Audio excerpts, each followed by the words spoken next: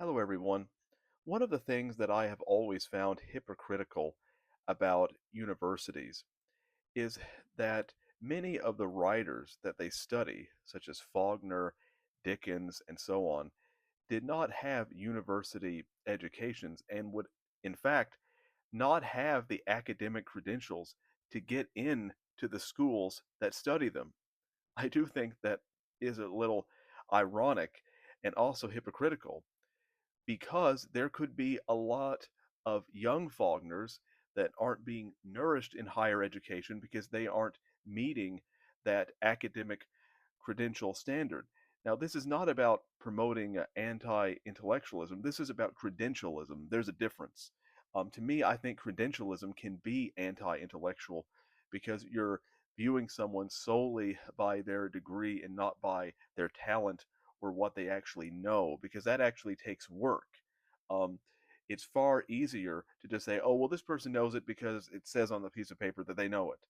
To me, there's no intellectual rigor or substance to that.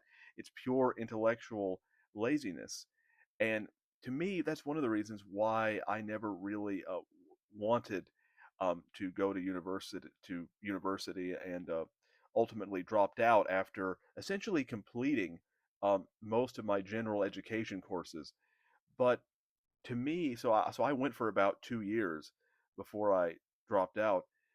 But to me, the reason was I don't like being told what to do. I don't like being told what I can and cannot do in terms of assignments.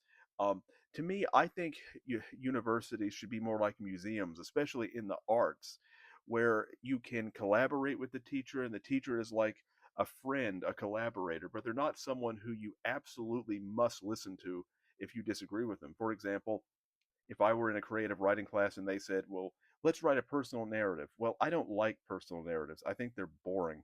And so, what if I don't want to do that? What if I would like to write fiction instead? Well, I would likely receive a bad grade or flunk the class simply because I didn't want to do it. To me, that is not education, that's control. That's prioritizing bureaucratic control over learning.